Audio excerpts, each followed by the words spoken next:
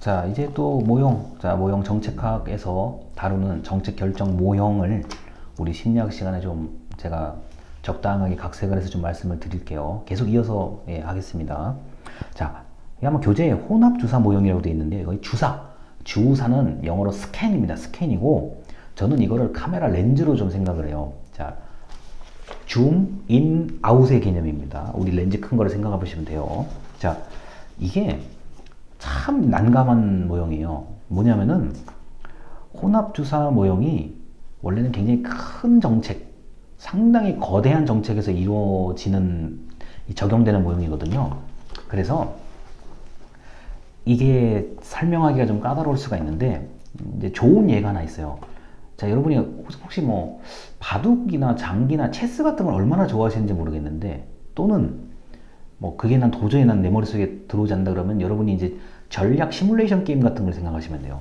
자, 아니면은 분명히 이 동영상 이제 들으시면서 게임 방송, 게임 중계 방송 같은 거 들으시는 분도 있을 텐데, 그런 거 잘 생각해 보시면 됩니다. 자, 팀플.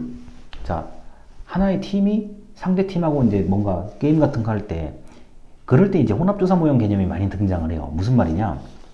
팀원들끼리 굉장히 준비를 많이 하죠. 야, 이번에 상대편이 이런 거 있잖아요. 야, 이번에 쟤네 팀이 우리하고 만약에 결승에서 붙게 된다면 우리가 어떻게 전략을 세워야 될까? 큰 틀을 만들죠. 팀원들 얼마나 고민하겠어요. 야, 이런 거 있잖아요. 쟤네 팀만 안 올라왔으면 좋겠는데, 그런데 올라올 때가 있단 말이에요. 자, 그런데 전략을 세워야 될 거 아니에요. 큰 틀에서의 전략. 야, 이번 게임의 가장 큰 목표는 요거다. 큰 틀을 만들어 놓죠.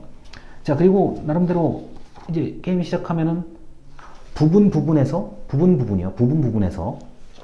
뭐 나름대로의 그때 부분에서는 또 개인이 맡아야 될 역할이 있잖아요. 또 나름대로 개인은 개인 그 부분마다 역할을 다 해요. 자, 그러다가 어떻게 돼요? 게임이 좀 잘 풀리는 것 같으면, 자, 다행인데, 게임이 좀 안 풀리는 것 같으면 어떻게 해요? 약간 세부적인 전략들을 수정하기 시작하죠. 야, 이거 저쪽은 버리자. 저쪽은 버리고 이쪽으로 몰아. 뭐 이럴 수 있잖아요. 예를 들어서요.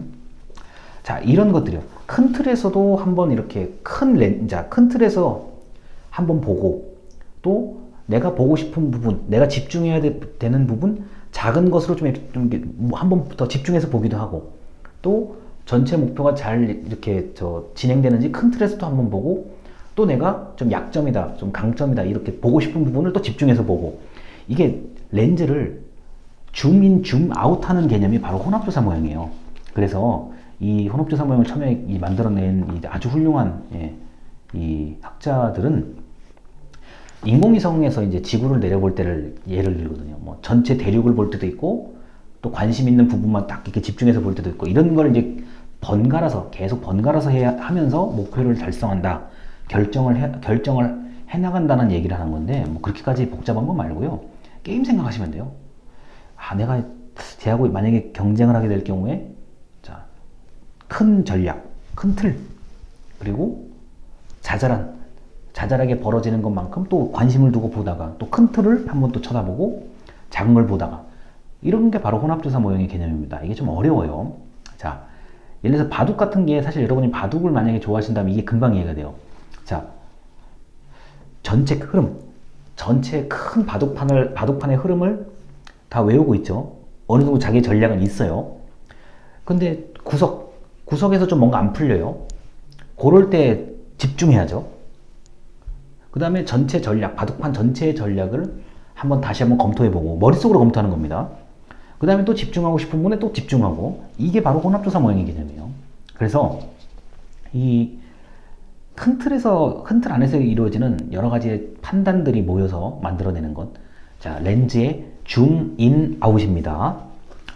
자, 그리고 이제 넘어가요. 이제 최적 모형인데요. 자, 최적 모형은 인간의 합리성을 뛰어넘은 어떤 인간의 통찰력과 직관을 중요시하는 초합리성을 가지고 의사결정하는 경우가 있다. 이게 이제 어디에서 많이 나타나냐면은, 이게 미래학자들 경우에 나타나요. 뭐 예를 들어서요. 자, 뭐 앞으로는 정보혁명이 일어날 것이다. 맞죠? 지금 우리가 정보 사회에서 완전히 살고 있잖아요. 그리고 근데 벌써 20, 30년 전에 예측을 했죠. 이렇게 된다. 그때는 사람들이 몰랐잖아요. 뭐 스마트폰이라는 단어가 있었어요. 제가 어렸을 때는 스마트폰이라는 단어 없었거든요. 휴대폰. 이 무전기만 한 거 있잖아요. 이 무전기만 이렇게 들고 다니는 거요. 예. 자, 그게 제가 초등학교 2학년 때 나온 것 같거든요. 그때 스마트폰을 글쎄요. 저는 이 무전기만한 휴대폰이요. 이거를 죽을 때까지 저걸 쓸 수 있을까라고 생각을 했던 사람이었거든요. 제가 초등학교 때는요. 근데 지금 그렇죠. 이게 초합리성은 직권의 통찰력까지 통찰력에 바탕을 두는 의사결정을 얘기하고 특히 최적 모형이라는 이런 결정이 학습을 중요하게 생각해요. 정책에 대한 학습, 이제 이런 거 뭐 예를 들어서 이거 평가회?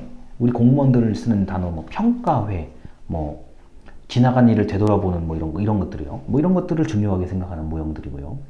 자, 쓰레기통 모형은 우리가 쓰레기통 안에 뭐 이것저것 다 그냥 한꺼번에 뒤섞여 있듯이 우연한 기회에 우연한 사건 기회에 발생한 그것에 결정이 된다는 건데 이런 거죠.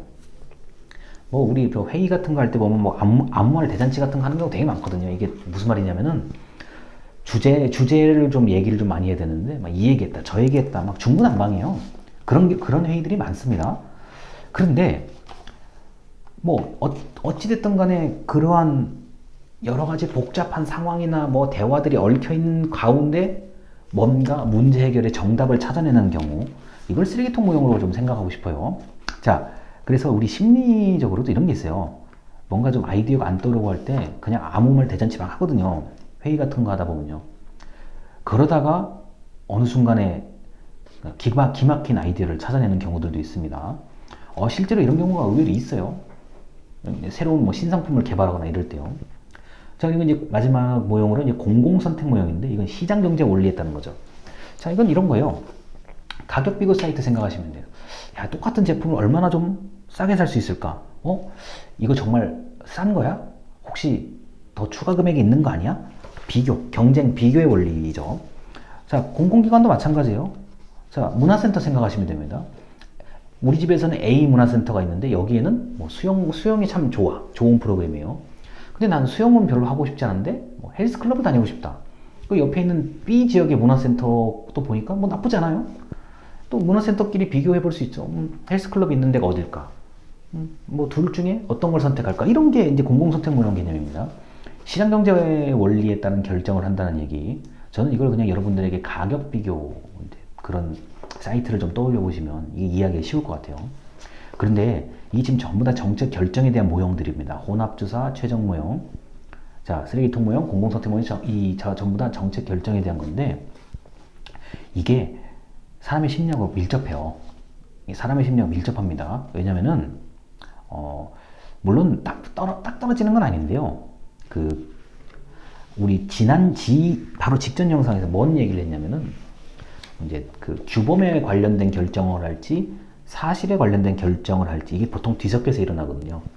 뒤섞여서 일어나는데 사람들이 또는 어떤 조직이 결정하는 모습, 결정하는 어떤 형태, 과정을 굉장히 뛰어난 학자들이 이걸 다 유형별로 정리를 한 거예요. 제가 보기엔요.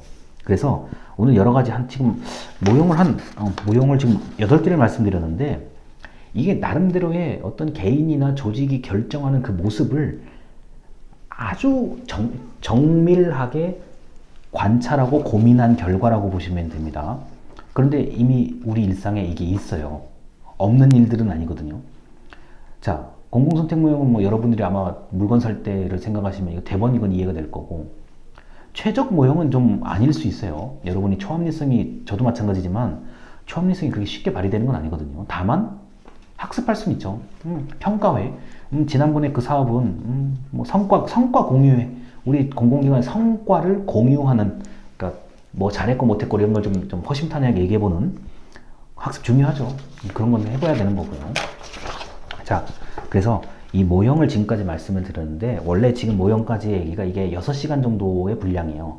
풀어서 얘기하면 6시간 정도의 분량인데 오늘은 뭐 우리 동영상 강의에서는 그냥 딱 심리학에 관련된 부분만 제가 좀 각색을 해서 말씀을 드렸습니다.